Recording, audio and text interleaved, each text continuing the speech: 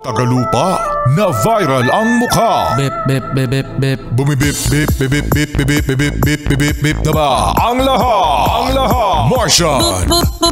Enrico Pañero. Bip bip bip bip bip.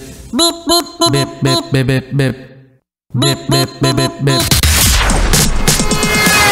Bip bip bip bip bip. Tikilaok. Tikilaok. Tikilaok. Ito na ang 101.1 Yes FM Balitang Hoy, isa mga yes friend natin na ngayon ay papungas-pungas pa napuyat. Bakit kaya napuyat, Martian? Kasi yung kapitbahay nagbibidyoke. Yung kapitbahay daw nagbibidyoke. Totoo ba yun, mga yes friend? Kaya ngayon tamad na tamad kang pumasok kasi nga naman puyat. Ay hindi. Imbes na matulog yan kagabi, wala namang nagbibidyoke, nagche-cellphone yan. Kaka-cellphone mo yan eh. Kaka-cellphone mo raw pala eh. Pero alam nyo ba mga yes friend, na merong palang batas na pwede ireklamo ang mga kapitbahay o kaya naman ay isang establishmento na nag-iingay? Ha? Meron pala? Yes, mga yes friend. Kasi minsan parang napapabayaan natin yung mga establishmento, yung mga kapitbahay nyo, mga yes friend, na nag-iingay. Hindi lang kasi sa videoke eh. Minsan merong mga group of people na matutulog ka na, pagkatapos, grabe pa magmaritesan. Madaling araw nagchichismisan. Ha?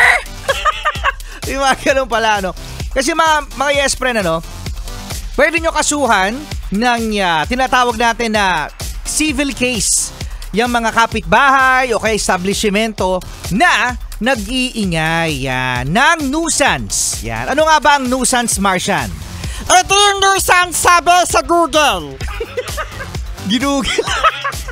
Sabi dito, ang nuisance ay mga aktor o bagay na nakakapaminsala, nakakapagdala ng panganib. Nako, ng panganib daw. Nakakairita. Ayan, nakakairita. Immoral. Marami yan. Tapos nagdudulot ng obstruction sa daan. Yan, yung mga naghaharang na mga daan. At naghahadlang sa paggamit ng private property. Yun, no. So, mga yes friend, sinasabi rin sa batas pala, na ang pagvividyoke o ang pag-iingay sa inyong lugar ay 8 a.m. to 10 p.m. lamang. O yan, natandaan ha. 8 a.m. hanggang 10 p.m. lang. So kapag nag-10:01 yan, pwede nang ireklamo.